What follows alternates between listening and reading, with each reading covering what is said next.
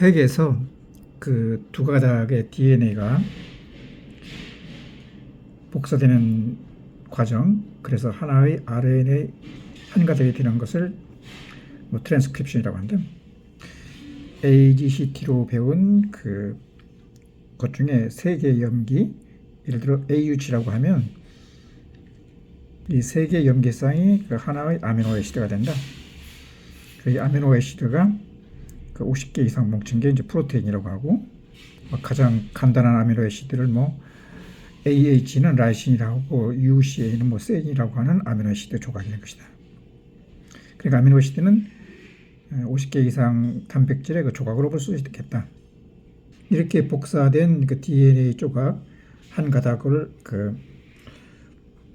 mRNA로 쳐가지고 RNA가 돼가지고 리보솜에서 이런 아미노애시드를 결합해가지고 프로테인을 만들게 되는데, 그 염색체 안에는 유전자, 그러니까 크로모솜 안에는 유전자가 있다.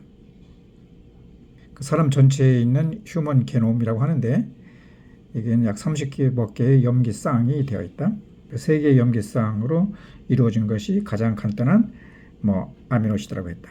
이런 휴먼 게놈을 이제 리딩할 수 있는 기술이 이제 발달되어 있다. 예를 들어 소의 유방 조직에는 유방 조직에 있는 셀들 속에서 리보솜에서 우유라고 하는 단백질을 만들어내는 유전자를 판독할 수가 있다는 얘기 된다. 그 유전자 쌍이 아미노시드처럼 간단하진 않겠지만은 여러 가지 유전자를 읽을 수 있는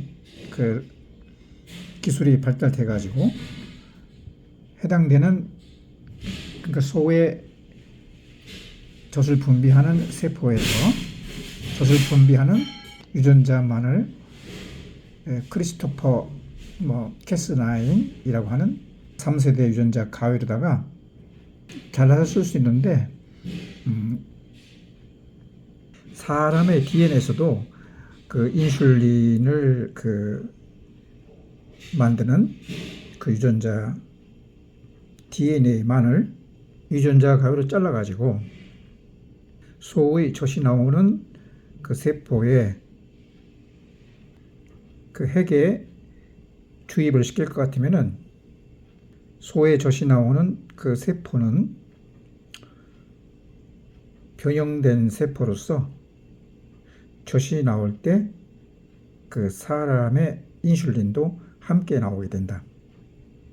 소 100마리면은 전 미국 사람이 쓸 수 있는 인슐린 양이라고 하는데, 이것은 유전자를 조작해 가지고 미토콘드리아 리보솜에서 단백질을 우유라고 하는, 혹은 인슐린이라고 하는 단백질을 만들어내는 과정이고, 이렇게 요새는 유전자를 자르고 붙이고 삽입하고, 그래서 리보솜에서 필요한 단백질을 생산할 수 있는 시대가 된 것이다. 사람의 6번째 염색체, 얘는 약 300개의 유전 정보를 가진 MHC Major Histocompatibility Complex라고 하는 복합 유전자가 있다.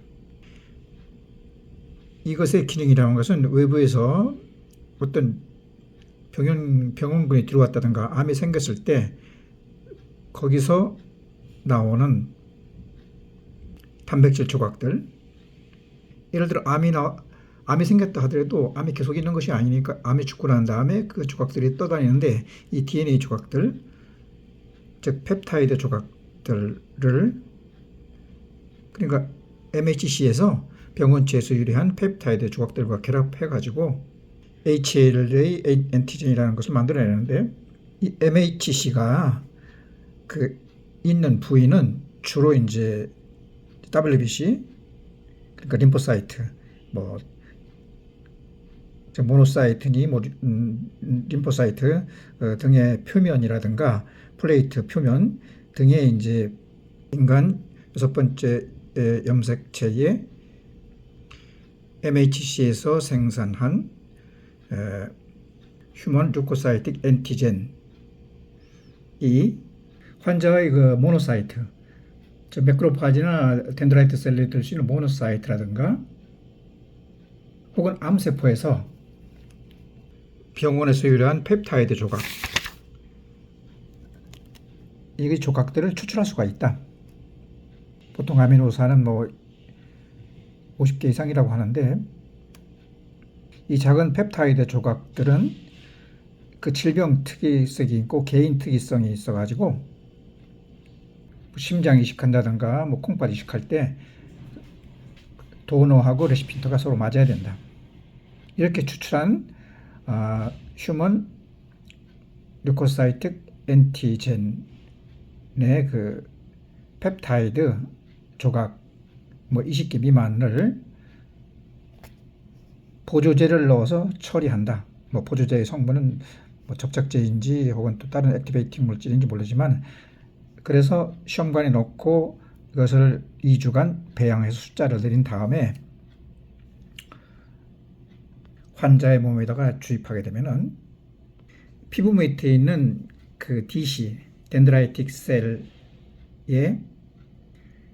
많이 분포되어 있는 그 MHC, 그 MHC에 이미 이 환자는 암 환자이기 때문에 붙어 있는 병원체에서 기인한 펩타이드 조각,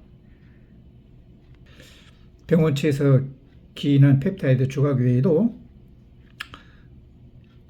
사람 그 환자 속에 들어있는 그 덴드라이트 셀에는 수많은 T셀을 액티베이팅 시키는 분자들이 있는데, 이들과 함께 T셀을 타고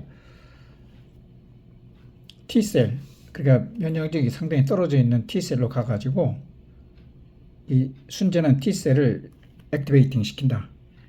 그래서 뭐 NK셀을 액티베이팅 시켜가지고 프롤리페인 시켜가지고 강력한 킬러셀이 되게 한다든가, B셀에서 임뮤노글로빈을 많이 만들게 한다든가, 뭐 다른 덴드라이트 셀이든가 매크로파지 등을 활성화시킨다든가 해가지고 면역을 자극을 해가지고 몸에 들어와 있는 이미 번지고 있는 질병에 싸울 수 있는 액티베이팅 시스템이 되게 해주는 것이다. 이것이 질병에 의해서 생성된 펩타이드, 아미노아시드를 이용한 항암 백신으로 면역을 자극하는 것에 개요가 된다고 할 수 있겠다.